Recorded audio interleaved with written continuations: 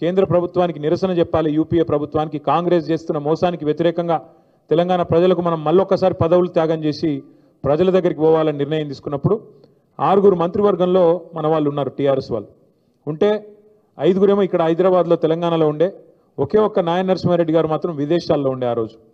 కానీ పార్టీ నిర్ణయం తీసుకున్నది నరసన్న మీరు రాజీనామా చేయాలని చెప్పి వారికి ఫోన్లో సమాచారం అందిస్తే, మీరు నేను చెప్పేది నమ్మరు, ఇవాళ రోజుల్లో రాజకీయాల్లో అట్లాంటి పరిస్థితులు చాలా అరుదు.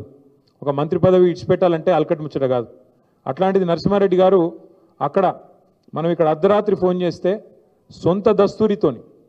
ఆడ అది కూడా లేకుండా, కంప్యూటర్ లేకుండా, ఇంకోటి లేకుండా, సొంత దస్తూరితో తెలుగులో నేను నా మంత్రి పదవికి రాజీనామా చేస్తున్నా అని స్వదస్తూరితో చేతిరాతతో రాసి ఎక్కడికి పంపించాలి నేనని చెప్పి ఆ హోటల్లో ఫ్యాక్స్ మెషిన్ ఉంటే ఆ ఫ్యాక్స్ మెషిన్ పట్టుకొని రాజ్భవన్కు ముఖ్యమంత్రికి ఇద్దరికి వెంటనే ఫ్యాక్స్ చేసి మన పార్టీ ఆఫీస్కి ఇంకొక కాపీ ఫ్యాక్స్ చేసి, అన్నా నువ్వు చెప్పినావు, కేసీఆర్ గారికి ఫోన్ చేసి అన్నా నువ్వు చెప్పినావు, ఇగో నేను 5 నిమిషాల్లో రాజీనామా చేసిన అని చెప్పి అమెరికాలో ఉంటే కూడా వెంటనే 5 సెకండ్లు కూడా ఆలోచించకుండా మంత్రి పదవిని అట్లా తీసి పారేసిండు నాయన నరసింహారెడ్డి గారు.